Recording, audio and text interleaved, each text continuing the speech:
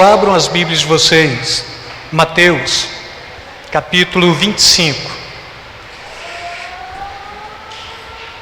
Tempo é de crise, tempo é de aflição, é de angústia. Penso que uma fase como nós estamos vivendo hoje, com esta incerteza, com este tanto de temor que vem de uma pandemia, acaba-se uma pandemia, corre-se um risco de entrarmos aí num conflito armado, que por enquanto, graças a Deus, ainda está falando somente de duas nações, mas ele está tomando uma nova forma também, porque povos que não tinham que estar envolvidos com esta guerra estão querendo se envolver. E todos eles fazem parte de um tratado do Atlântico Norte. Caso isso aconteça, está se desenhando aí aquilo que pode ser uma eventual terceira guerra mundial. E se isso acontece? Se acontece, praticamente a gente já está ciente que o pressuposto é de que a humanidade na face da Terra terá dificuldade de existir. E em detrimento disto, a igreja já está avisada, porque desde quando aceitamos a fé cristã, tudo que nós temos é uma promessa e uma proposta. A promessa de vida eterna e a proposta de que os dias são maus.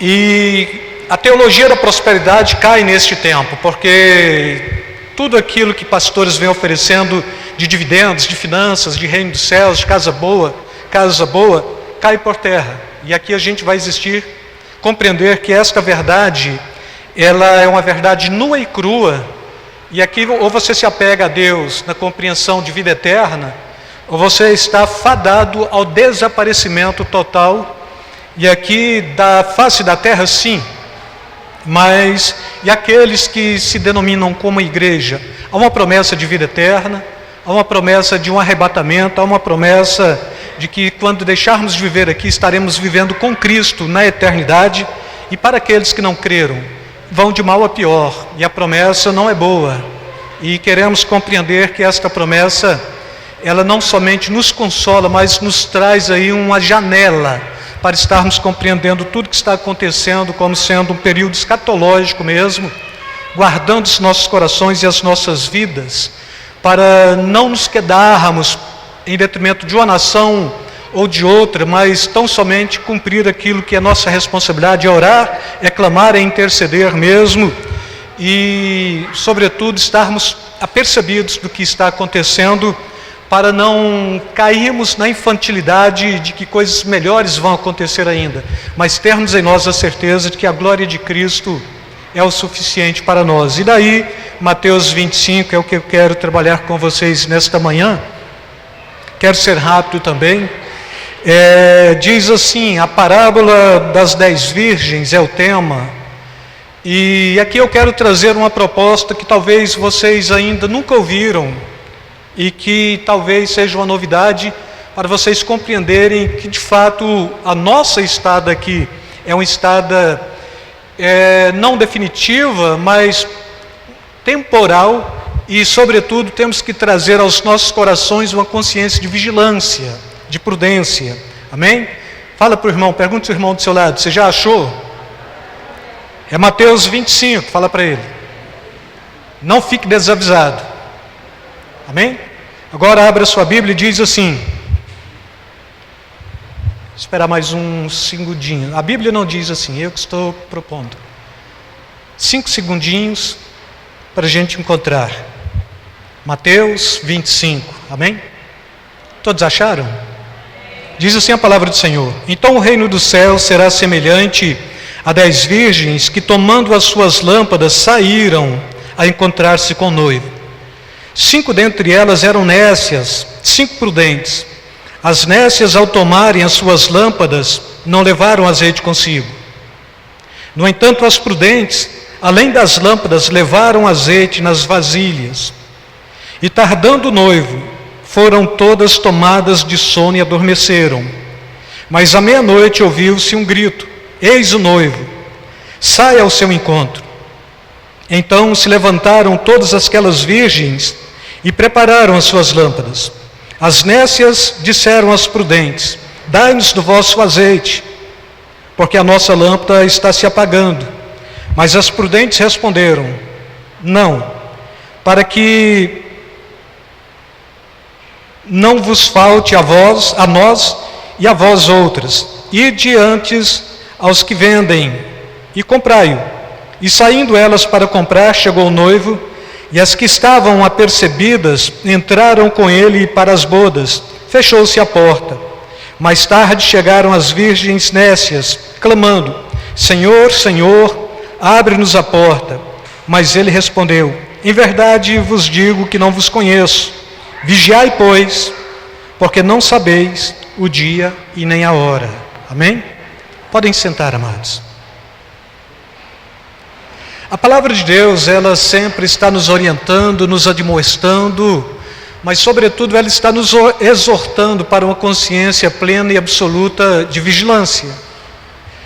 E quando falamos de vigilância, a gente, talvez pegando aí o Velho Testamento, o melhor indicativo de vigilância é aquele que de fato traz a proposta de Neemias, que em dado momento ele está em uma aflição tão grande, mas tão grande, que ele pega uma espada no momento, uma lança no momento, e do outro lado ele está pegando aqui também um instrumento de construção. E enquanto faz-se a construção, a obra do templo mesmo, e daqui das muralhas de Jerusalém, ele está fazendo com uma mão e com a outra, ele está vigilante, porque ele está trazendo esta compreensão de que a vigilância é tudo e que o inimigo está sempre à porta aí para de alguma forma tirar o nosso sossego, para de alguma forma também tirar aqui aquilo que já temos em nós como sendo um pressuposto de vigilância. E quando a gente cai dentro desse conceito de vigilância, a fé cristã, ela traz justamente isso, a compreensão de que aqueles que foram chamados para servir, aqueles que foram chamados para adorar, aqueles que foram chamados para pertencer a este reino, eles sobretudo têm que ter um aspecto sólido de vigilância, e tem que compreender o tempo, tem que compreender as estações, tem que compreender que o Senhor nos chamou, e que este Senhor que nos chamou, Ele ainda nos deu do seu Espírito, para que tenhamos em nós uma percepção do Espírito Santo o tempo todo, para saber que nós não somos infantis para sermos conduzidos como crianças, mas temos em nós uma postura que nos conduz a termos uma abordagem de vigilância contínua e o tempo todo. Crente que não é vigilante é um crente que está continuamente falhando. Crente que não traz esta vigilância como uma pauta da adoração e da celebração, ele está desapercebido do perigo que sempre é iminente na vida de cada um de nós. Crente que não vigile, mas que não tem esta vigilância, mas que traz uma pauta de presumir que o Senhor falta, que o Senhor tarda em vir, é crente que sempre está dando aí com os burros na água. Por quê? Porque a palavra de Deus nos traz esta consciência sempre da fé cristã, sempre que nos traz a proposta de uma vigilância contínua, de uma adoração contínua. O cristão verdadeiro é aquele que adora o tempo todo, pois enquanto adorando e celebrando o nome santo do Senhor, a pauta da vigilância sempre será uma tônica e uma realidade em nossos corações. Não adianta propor: olha, mas eu tenho orado. Se tem oração, mas não tem vigilância, não tem nada. Eu tenho adorado. Mas se tem oração e adoração, mas não tem vigilância, não tem nada. Mas eu tenho lido a palavra de Deus, mas se não tem lido ela na ótica do Espírito Santo, a ponto de esta palavra ser revelação nos nossos corações, não temos nada. Mas eu tenho aprendido que eu tenho um compromisso de 1 hora de culto, 1h30, 2 horas, e acabou, e aí eu tenho responsabilidade somente na outra semana. Isto não é cristianismo, irmãos. A fé cristã nos faz estarmos ávidos de vigilância e de adoração o tempo todo. O cristão é aquele que, quando aceita a mensagem do Evangelho, aceita por uma revelação do Espírito Santo em nossos corações, e a partir daí ele traz esta tona máxima, essa tônica absoluta da vigilância, da adoração, de ser contínuo, de não ter interrupção, mas de estar na presença de Deus o tempo todo, principalmente nestes dias em que presume-se que os dias são maus. O mundo está entrando em crise.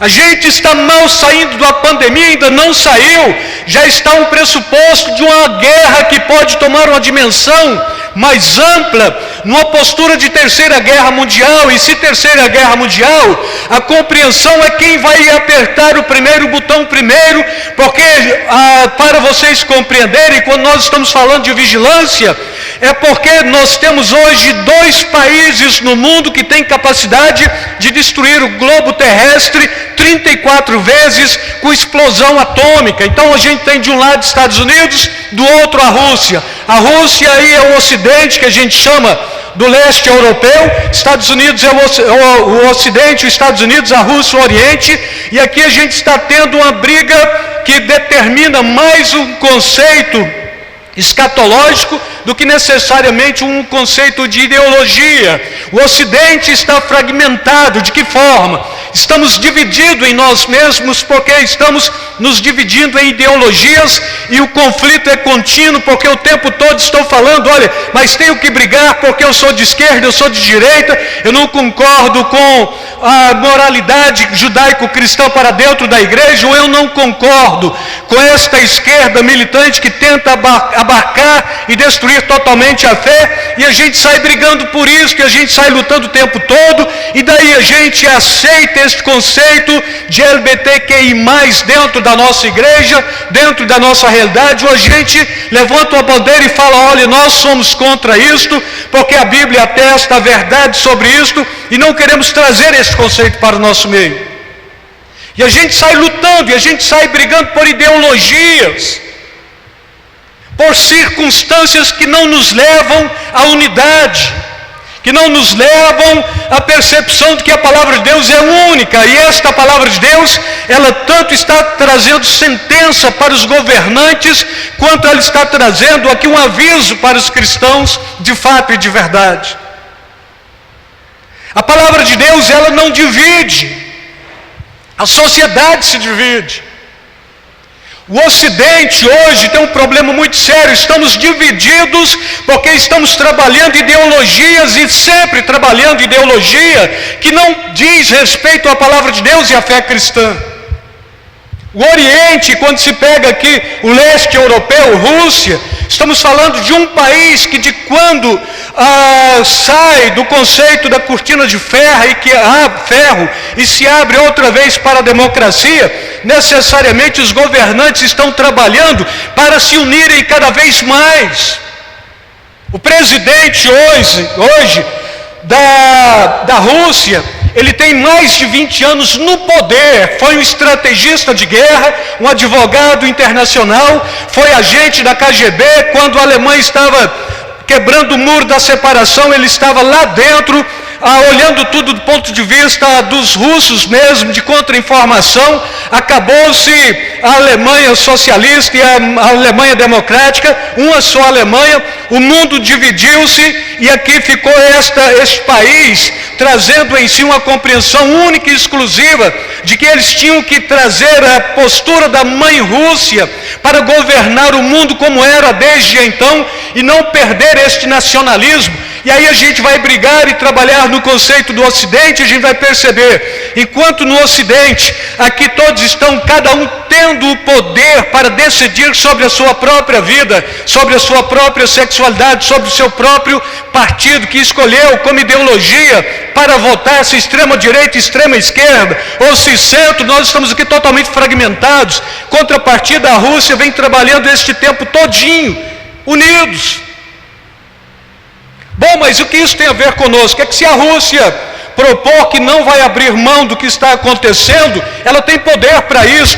A OTAN, que é o Tratado do Atlântico Norte, perdeu toda a estrutura, brigando com isso também, pega líderes e põe no governo, e estes líderes estão mais preocupados com a sua ideologia de gênero do que necessariamente com a nação, tudo fragmentado, tudo destruído, tudo sem estrutura. e a gente chega num momento como este, em que a OTAN não pode entrar e fazer frente contra uma nação que está querendo invadir a outra, porque está totalmente fragmentado. O Brasil está de cá, mas tão somente por estar de cá não representa que ele não tenha que entrar numa peleja como esta, porque à medida que a OTAN se fortalece para entrar dentro de um contexto armado com a Rússia, vai começar aí o que nós chamamos mesmo uma guerra de dois blocos, bloco do Oriente, bloco do Ocidente. A China já propôs apoio à própria Rússia, e aí a gente tem a China e tem a Rússia, os dois maiores poderes do mundo hoje.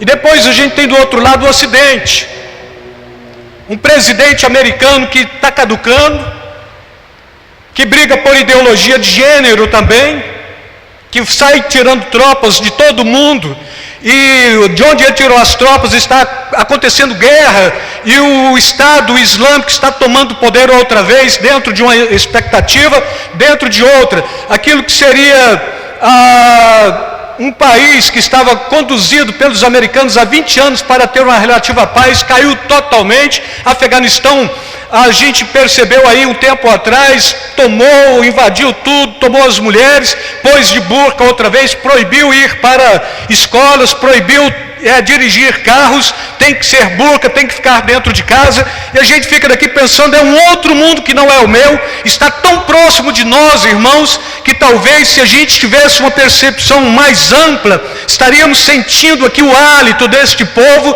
que sobretudo é um povo que é inimigo, e quando inimigo não desse conceito da pátria ou da nação, mas o inimigo da fé cristã, e a gente vai parar e perceber e onde nós estamos. Divididos em ideologia, pensando em quê? No meu partido, na minha concepção de vida, na minha abordagem de vida, na minha igreja, no meu credo denominacional. Eu sou calvinista, eu sou arminiano, eu sou luterano. A gente está dividido e o Ocidente está unido, pronto para a guerra. 3 milhões de soldados russos podem equipar o seu exército a qualquer momento, tem 800, 900 mil soldados preparados para a guerra, e tem mais 2 milhões e 100 mil como reservistas, só esperando para, caso precise de uma abordagem qualquer, lançar 3 milhões de soldados. A China, ela tem 2 milhões de soldados preparados o tempo todo. A gente fica aqui, bom, mas eu vou servir o exército, vou, e daí? Bom, mas hoje eu não posso fazer flexão de braço, porque isto fere a minha integridade, e aí eu crio calo na mão, bolha na mão, e os militares brasileiros e os militares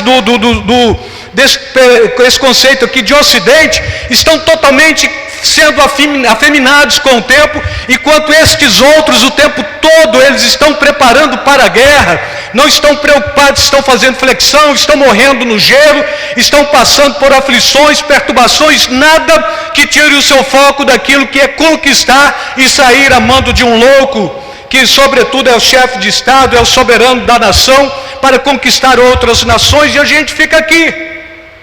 Eu não concordo com ela, eu discordo, eu não aceito, eu quero isto dentro desta abordagem.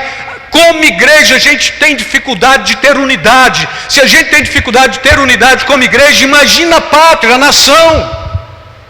Povo fragmentado, governo fragmentado, cada estado totalmente fragmentado. Bom, mas parece-me que o governador do estado de Goiás começou sendo oposição do governo federal e agora já está alinhando com o governo federal. O que é isso? Não sei. E ninguém sabe, porque ninguém tem de fato uma centralidade daquilo que quer. A igreja está faccionada, a igreja está dividida. Se a igreja está faccionada e dividida, imagina o que acontece aí com os nossos governantes, que tem nem sequer a possibilidade do Espírito Santo para instruí-los e conduzi-los. Bom, mas e que isso tem a ver conosco? Tudo, irmãos. Esta parábola das 10 virgens, ela tem duas pautas totalmente distintas. Uma aquelas que nós conhecemos e que fomos ensinados nela, e outra aquilo que é verdade. Todos compreendemos que a parábola das 10 virgens está falando da igreja, e que a igreja 50% vai para o céu, 50% não vai, porque 5 são prudentes, 5 nécios. Não é isso. Pois é, mas está falando de 10 virgens, não está falando de 10 noivas, porque uma só é a noiva. Está falando de 10 virgens. Bom, mas o que tem isso a ver? Eram 10 damas de honra, não eram 10 noivas. Qual era a função destas meninas? Elas entravam naquilo que eu já passei para o Ministério do Louvor, e alguns aqui de vocês talvez já ouviu, chamado de pericorese, coreografia da dança. Qual era a função delas? Pegar lâmpadas cheias de azeite, aguardar o momento certo em que o noivo estava disposto e pronto para vir buscar a noiva. À medida que isso acontecia, estas 10 virgens tinham que se levantar, acender as suas lâmpadas, vir dançando do lado da noiva, do lado esquerdo, do lado direito, na retaguarda, protegendo a noiva aqui, as 10 aqui, dançando, coreografando e com as lâmpadas acesas, enquanto conduzia a noiva para o encontro do noivo. E quando chegava ali com o encontro do noivo, aí saíam as 10 virgens, que eram damas de honra, ou damas, celebrando e dançando. Abria-se a porta, o noivo entrava com a noiva para a celebração do casamento de fato. As coreógrafas entravam também, e quando elas entravam, fechava-se a porta. Aquele momento não podia entrar mais ninguém, somente aquelas. Isso era uma tradição judaica, uma tradição de festa judaica. Então, camarada tem dinheiro? Tem, vai casar, e aí? Pois é, pega ali as 10 damas de honra, põe ali, deixa elas de prontidão, porque a qualquer momento o noivo vem.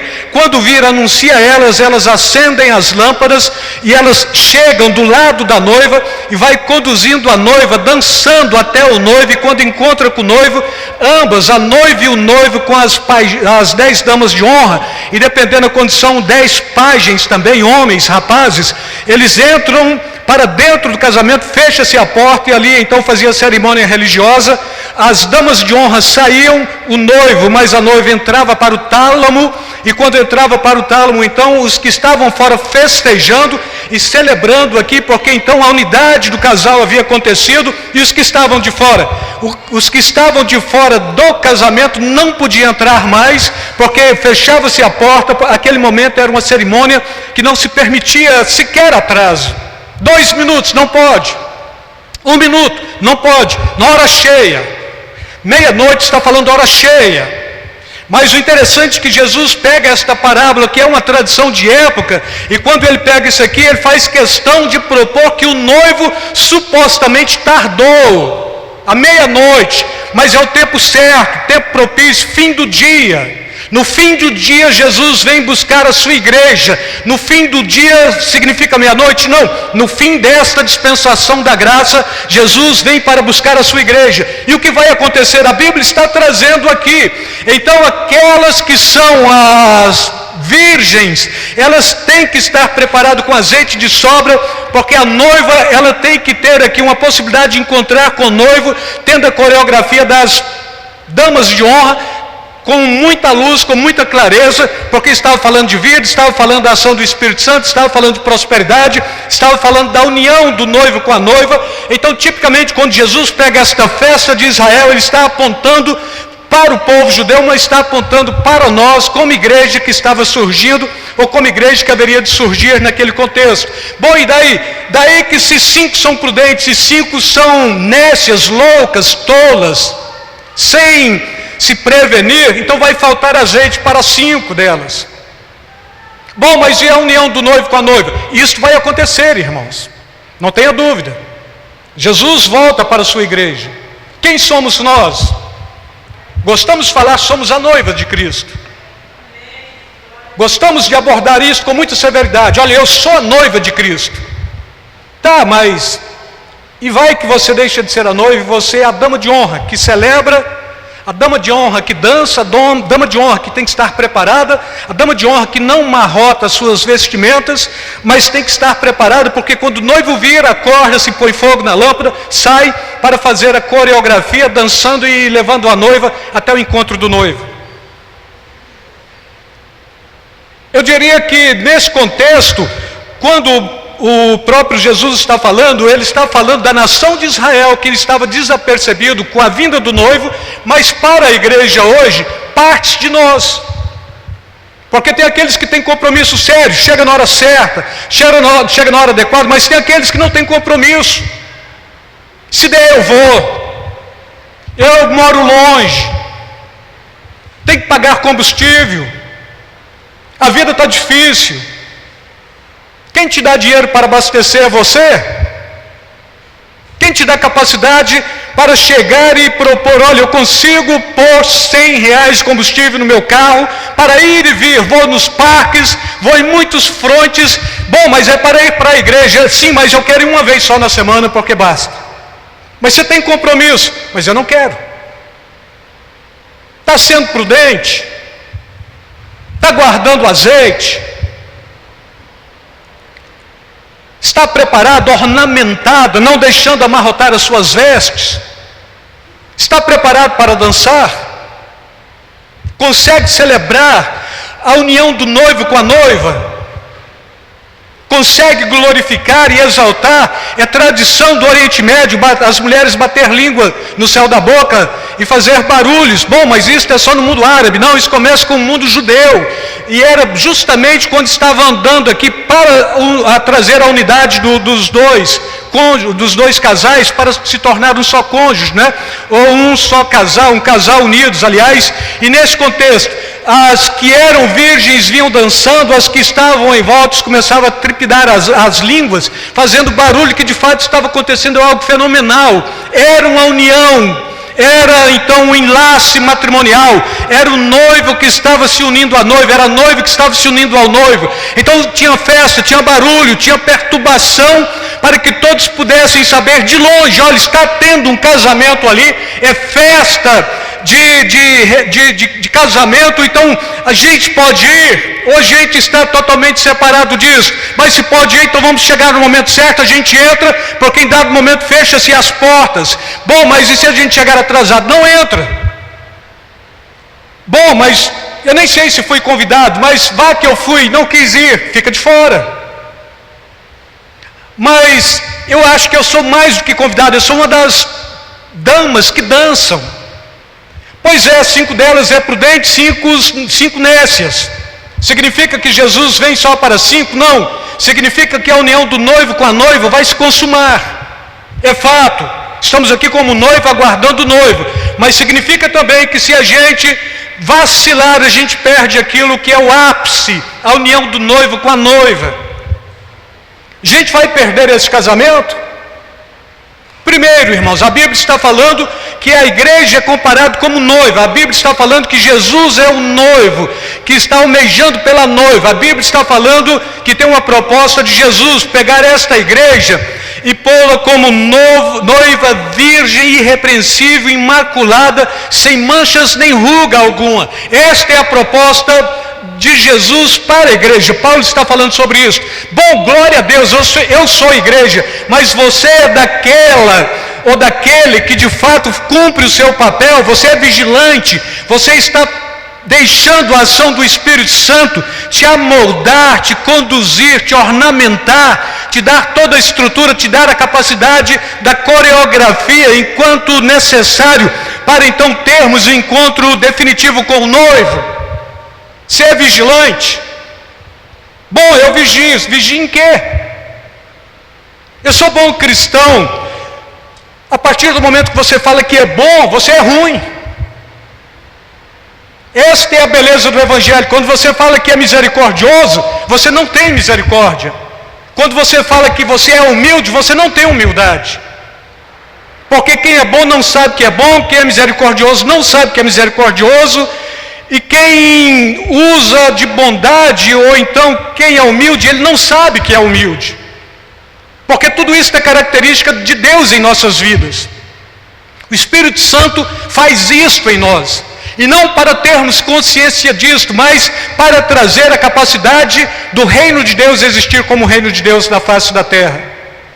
Dos cristãos serem vigilantes, prudentes, zelosos, que tenham compreensão lúcida de que os indicativos que estão acontecendo aí pelo mundo, de fato está se concretizando. Então logo como noiva, como aquela que vai encontrar com o noivo, mas logo também como aquelas que tem que estar ornamentada, porque quando der o grito e o noivo vem, então todos poderem levantar e acender aqui as suas lâmpadas para sair e conduzir a noiva, dançando, coreografando até o encontro do noivo e depois entrar no casamento mesmo, na celebração, fechar-se as portas, trancar-se as portas, quem está dentro está, quem não está, não está. É isso, irmãos, a Bíblia é definitiva quando traz esse tipo de abordagem, mas nós somos conclusivos em aceitar esta abordagem como definitiva? Não, é o grande problema da igreja. Bom, mas eu vou orar 1 hora, você tem 24 horas no dia, por que você vai orar 1 hora? É porque eu gosto de dividir o dia em 3 partes também. Uma eu durmo 8 horas, outra eu trabalho 8 horas e outra eu celebro a Deus. Bom, então passou de 1 hora. Você tem que adorar 8. Mais 8, talvez eu dissolva isso durante a semana. Não, a semana tem 7 dias. Fica mais complexo. Ah, mas eu tenho que ter uma vida social. Quem disse que crente tem vida social? A sociologia cristã te faz ter uma vida de relacionamento pautável, com tudo e com todos, mas que, sobretudo, compreende o aspecto da fé e não negligencia o reino de Deus em aspecto nenhum. Este é o conceito da sociologia cristã. Bom, mas o cristão ele não pode trabalhar? Não, ele deve trabalhar, porque vai ter com a formiga o preguiçoso. Bom, mas ele está trabalhando, logo ele não está adorando. Mas quem disse que o seu trabalho não é adoração? Não, mas eu estou dormindo. Quem disse que o seu sono também não é adoração, se você está dormindo em Cristo? Todos os dias. Os que não oram, talvez não oram, mas deitam e já dormem. Os que oram, então, Senhor, toma a minha mente, minha consciência, me dê repouso tranquilo, me dê capacidade para dormir bem. Bom, você dormiu 8 horas. Isso não foi adoração? Aí o dia amanhã você levanta, faz o que tem que fazer, vai trabalhar, chegou, olha, hoje eu tenho compromisso com a igreja, então vamos. Bom, mas a gente está em pandemia ainda, né? Não se abriu. Tá, mas a gente, uma vez, quarta-feira a gente ora, uma vez o louvor, os jovens quinzenalmente reúnem para celebrar, e todas as semanas, no domingo, a gente reúne para celebrar culto de família, uma vez na semana culto de ceia, a gente faz ele pela manhã, ficar soft, né, light, todo mundo ceia, vai embora para casa tranquilo, perfeito. Mas a gente tem 3 períodos, irmãos, todos eles falando de adoração. Se a gente consegue negligenciar a obra de Deus, a gente não compreendeu a necessidade de trabalhar, a gente não compreendeu a necessidade do sono, a gente não compreendeu a necessidade do comer e do beber, porque a gente trouxe um aspecto estritamente religioso. Eu tenho que estar na igreja uma vez por semana, por 2 horas, é o suficiente. Mesmo porque, olha, eu estou tendo um gasto muito grande para ir e voltar para a igreja. Dica: fique num lado que você possa, de fato, estar tendo compromisso sério com a igreja. Se for do lado de sua casa, do lado de sua casa. Se for aqui, então vem para cá, mas sabendo que a agenda da igreja ela não é sua. O compromisso é com a igreja, não é seu. A obra é de Deus, não é sua também. E se você foi chamado para fazer alguma coisa útil para Deus, faça útil. E para você fazer útil, você, se depender de você mesmo, você vai fazer besteira. Então dependa integralmente do Espírito Santo, do poder do Espírito Santo. Você não vai presumir de si mesmo, você não vai criar ideologia, você não vai partir da igreja, você não vai criar grupinhos, você não vai falar que isso está errado, isso está certo. Você vem, você celebra, você adora como corpo de Cristo, depois você vai embora como corpo de Cristo. Lá na sua casa você está adorando como casal constituído, lá na sua casa você está adorando como família, a família toda.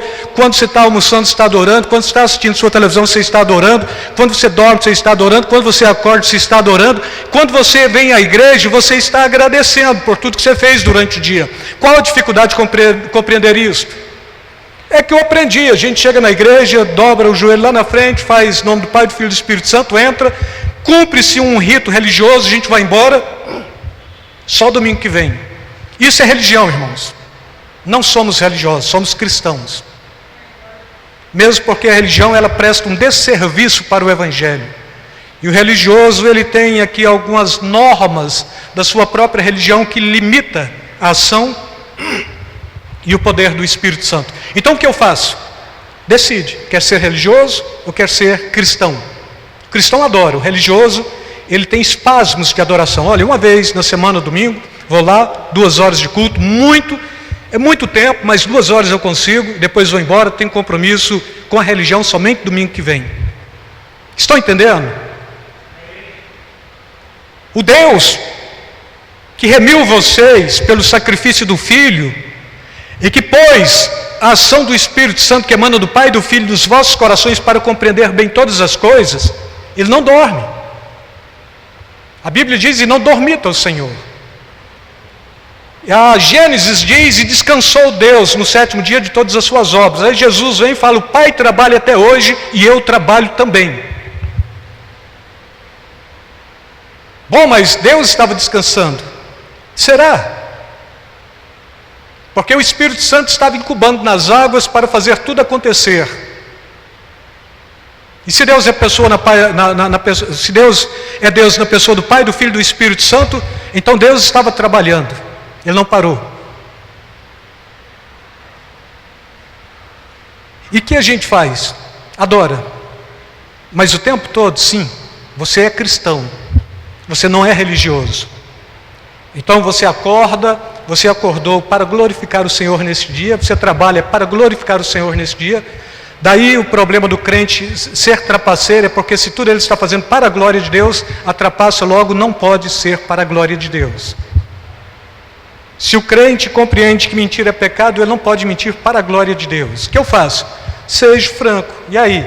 Vamos para a igreja? Vamos, mas e quando fora da igreja? Nossa, a igreja foi para recrear. Agora eu estou adorando, trabalhando, adorando, na vida conjugal, porque se a gente leva isso a sério, irmãos, não vai ter briga dentro de casa, marido não vai desafiar mulher, mulher não desafia marido, os filhos não desafiam os pais não provocam a ira dos filhos, tudo vai normal. Por que a gente tem problema no lar? Porque um está adorando, o outro não, dá problema.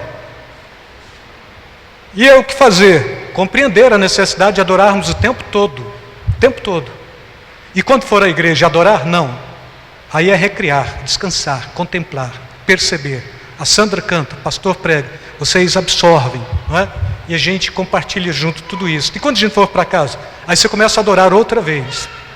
Bom, mas não pode ser diferente? Pode. Como? Se você quiser cantar, pode. Se você quiser pregar, pode. Está aqui. E quando for para casa, aí você começa a adorar de novo, porque aqui você está recriando a sua alma, descansando, recreio, jardim da infância. Você pode recrear. Brincar com o irmão? Pode, unidade. E quando uma criança briga com a outra? Aí você está mostrando que você não está aprendendo a lição, não pode. É feio.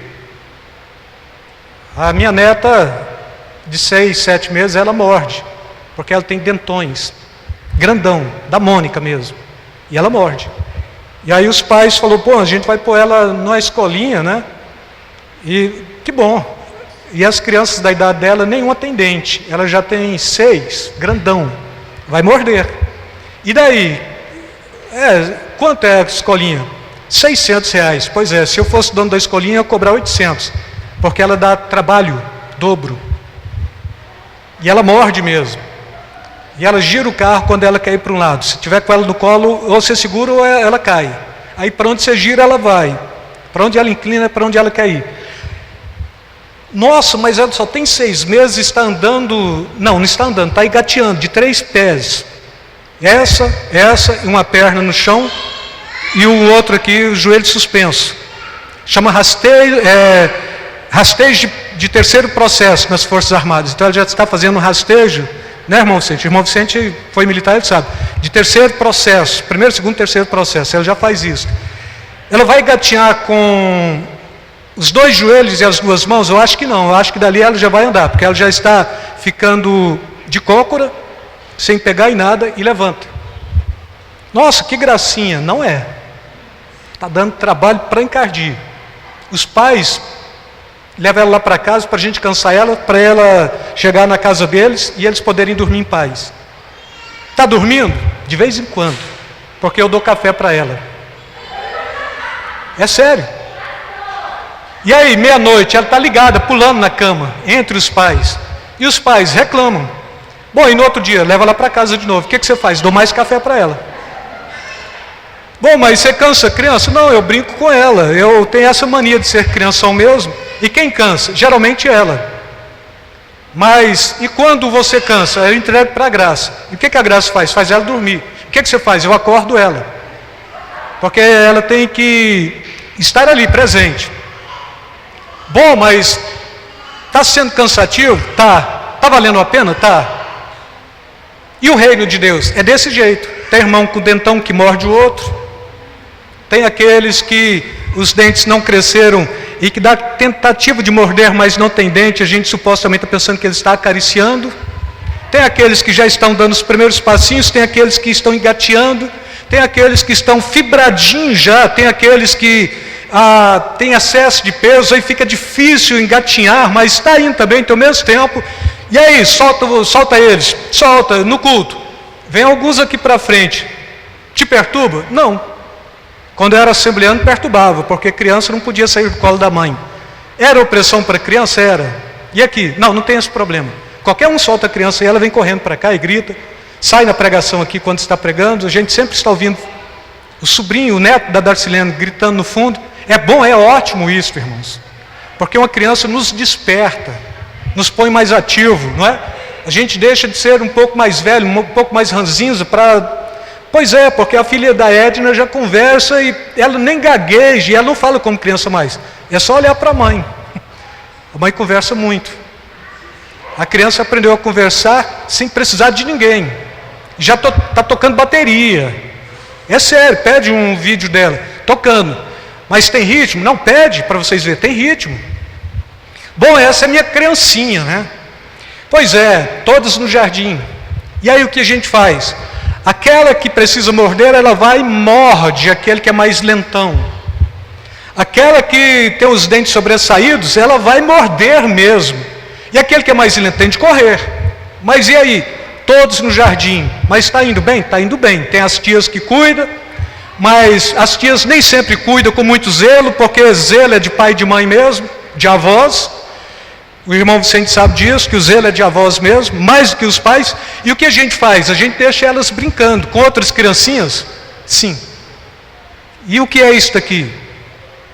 Crianças no parque. E daí? Aí a gente canta música festiva, elas têm que dançar. A gente canta música de lamento, elas têm que chorar. Bom, mas quando canta música de quem morreu e elas não choram, está tendo problema.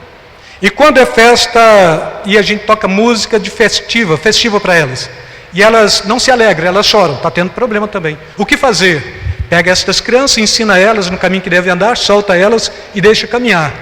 É criança, sim. Irmãos, a criança ela dá tempo de 2 horas. O Marlon tem um filho abençoadíssimo.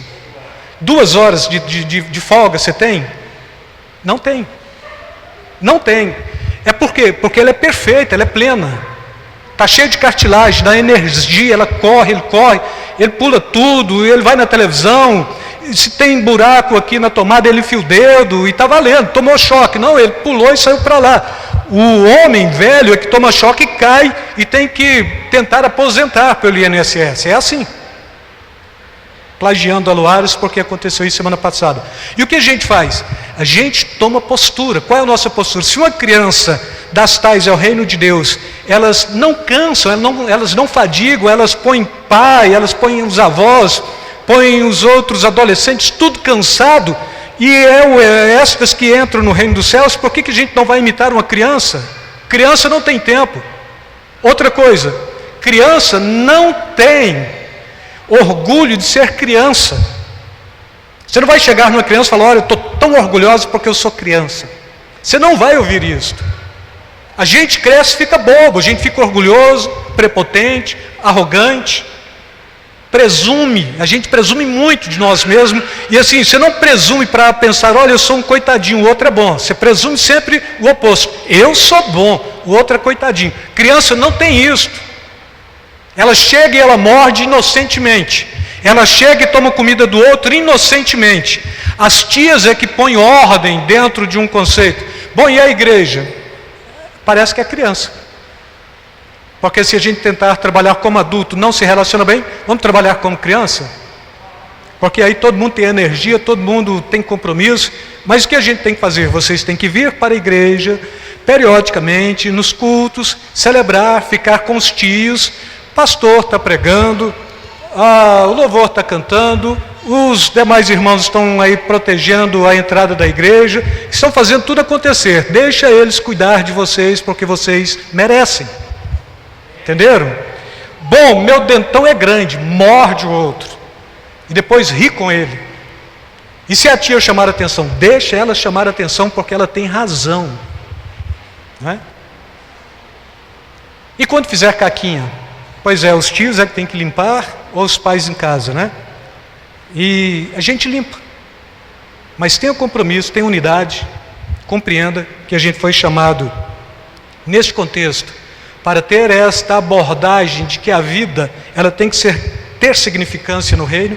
A significância aqui no capítulo 25 é compreender que se de fato fui chamado para ser uma dama de honra que vai pôr lâmpada, azeite na lâmpada e não deixar apagar, então deixa eu fazer transbordar de azeite a minha lâmpada, a minha lamparina. E se não tiver como enchê-la, eu tenho que enchê-la, não tem um se. Preposição não existe no reino. E o que eu faço? Eu descanso, e quando o noivo vir, acendo as lâmpadas, e daí? Saio dançando, porque ele está chamando a noiva, 5 de um lado, 5 do outro, vai dançando, coreografia, aí a gente canta aquela música mesmo da noiva, sei lá, mas faz muito tempo, e a gente sai dançando. Esse é o som da sua noiva. A gente sai dançando, dançando, dançando, e quando chegar, a gente entra para a festa do casamento. Bom, mas será que a noiva não é um tipo de igreja assim? E o coreógrafo? A princípio, estas 10 meninas aqui representam a vigilância para brilhar e abrilhantar o caminho da noiva. Amém? Fala assim, as daminhas servem para dançar e abrilhantar o caminho da noiva. E se faltar 5, a noiva vai deixar de casar? Não. Vai abrilhantar. E se não tiver nenhum, a noiva vai deixar de casar? Não. Então Jesus vai voltar para a sua igreja? Sim, vai voltar. Bom, e o que eu sou de fato? Você é noiva, mas você é esta que tem que ter o zelo da dama de honra para não deixar a sua lâmpada apagar. Amém?